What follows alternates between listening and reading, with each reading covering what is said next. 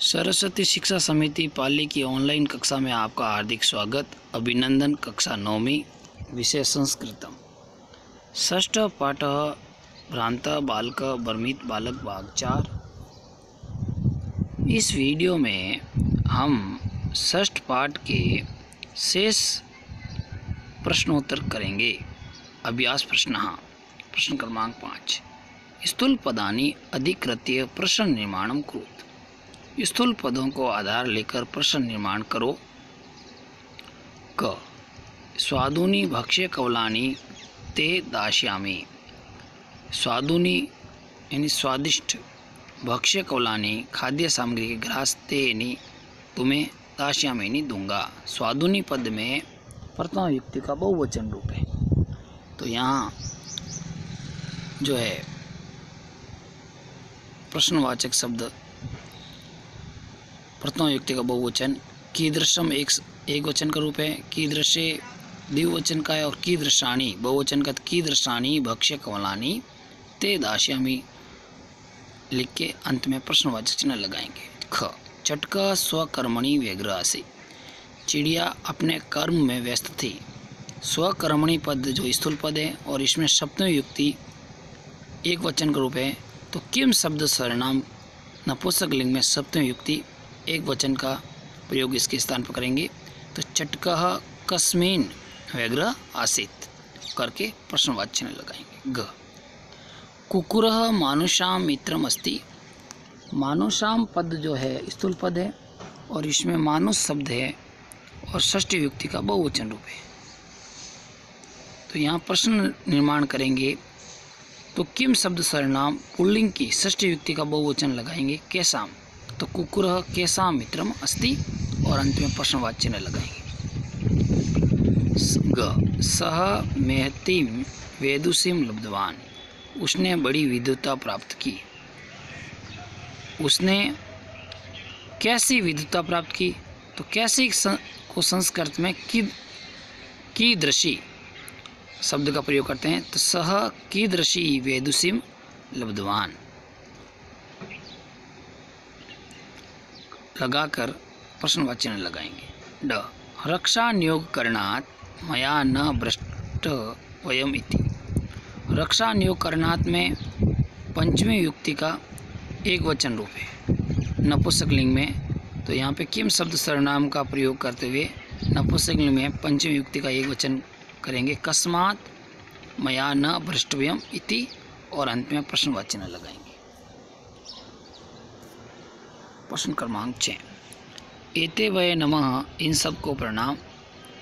इति उदाहरणम अनुसृत्य, इस उदाहरण को अनुसार। नमः इत्यस्य योगे, नमः इसके योग में चतुर्थी युक्ति का प्रयोगम कृत्वा प्रयोग करके पंचवाक्यानि लिखत, 5 वाक्यों को लिखो। यथा जैसे देव शब्द है और देव शब्द में चतुर्थी युक्ति लगे, देवाय नमः। नंबर 2 गुरु शब्द है उकारांत पुल्लिंग में, तो गुरु शब्द उकारांत पुल्लिंग में चतुर्थी युक्ति बनती है गुरुवे नमः, ये दूसरा वाक्य बना। इसी प्रकार नंबर 3 जैसे अध्यापक शब्द है अकारांत पुल्लिंग, तो इसकी चतुर्थी युक्ति एक वचन लगे, अध्यापकाय नमः, अध्यापक के लिए नमस्कार।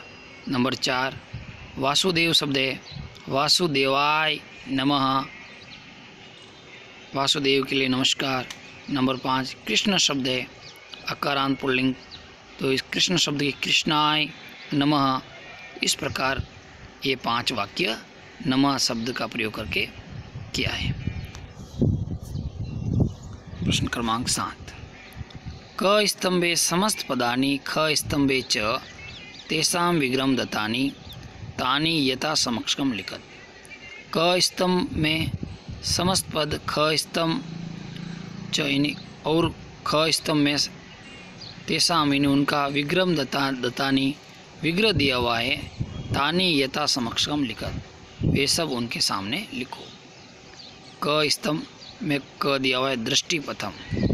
दृष्टिपथम का जो समास विग्रह ख स्तंभ में नंबर 3 पे दिया हुआ है दृष्टे पंथा, ये इसके सामने लिखना है। ख पुस्तक दासा, पुस्तकों के गुलाम। पुस्तक दासा जो है इसका जो समास विग्रह नंबर 4 पे दिया है, पुस्तक का नाम दासा, पुस्तकों के गुलाम। ग विद्या वेशनी, विद्या में रुचि रखने वाला, इसका जो समास विग्रह नंबर 2 पे दिया हुआ है, विद्या वेशनी, ये इसके सामने लिखना है। ग पुष्प उद्यानम, फूलों का बगीचा, तो इसका जो समास विग्रह दिया 1 नंबर पे दिया है, पुष्पा नाम उद्यानम, फूलों का बगीचा।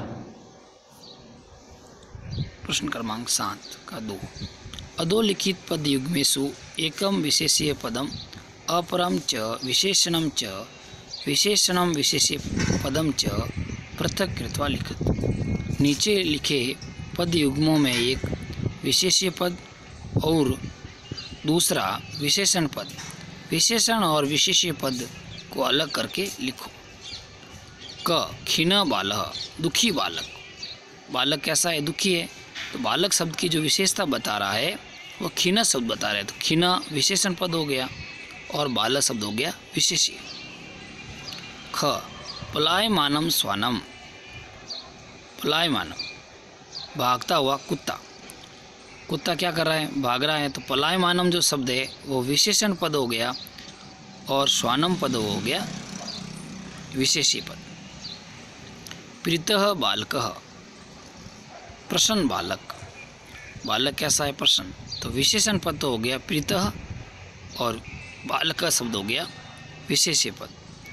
ग स्वादुनी भक्ष्य कवलानी, स्वादुनी स्वादिष्ट खाद्य सामग्री ग्रास, खाद्य सामग्री कैसे स्वादिष्ट है, तो स्वादुनी जो शब्द है वह विशेषण पद हो गया और भक्ष्य कवलानी जो शब्द है वह विशेष्य पद होगा। त्वर मानहा वैश्या, शीघ्रता करते हुए मित्र, शीघ्रता कौन कर रहे हैं, मित्र क्या करें, शीघ्रता करें, तो त्वर माना जो शब्द वो विशेषण पद हुआ और वैश्या शब्द जो हो विशेष्य पद हुआ। भाषिक विस्तार का प्रश्न क्रमांक 1, बहुव्रीहि समास से परिभाषा लिखत, बहुव्रीहि समास की परिभाषा लिखो।